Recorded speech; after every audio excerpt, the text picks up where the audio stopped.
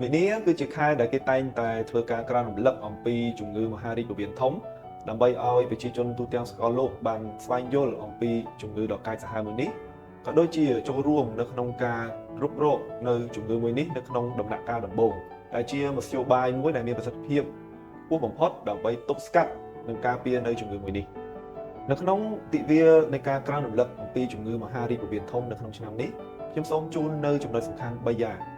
ទីមួយគឺការរុករកនៅជំងឺមហារីកពោះវៀនធំទៅលើបុគ្គលដែលគ្មានរោគសញ្ញាពលគឺគាត់មានអាយុចាប់ពី45ទៅ50ឆ្នាំឡើងទៅ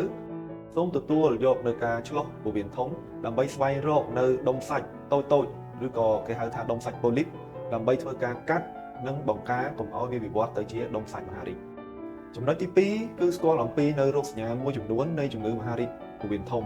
មានដូចជាការបន្ទោបង់មានសម្បោរលាឈាមការទល់លាមកឬក៏រាករូសរ៉ាំរ៉ៃ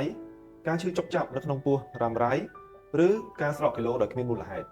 ចំណុចទី3គឺបុគ្គលដែលគាត់មានកត្តាហានិភ័យខ្ពស់នឹងកើតនៅជំងឺមហារីកពោះវៀនធំដែលទី1គឺកត្តាអាយុកត្តាទាក់ទងជាមួយនឹងប្រវត្តិក្រុមគ្រួសារដែលគាត់ធ្លាប់មាននៅជំងឺមហារីកពោះវៀនធំអ្នកដែលគាត់ទទួលទាននៅសាច់ក្រហមច្រើនអ្នកដែលគាត់ជក់បារីអ្នកដែលគាត់ទទួលទាននៅគ្រឿងសង្វឹងលើសលប់អ្នកជំងឺដែលធាត់លើសទម្ងន់និងមួយទៀតគឺអ្នកដែលគាត់ខ្វះនៅលំហាត់ប្រាណ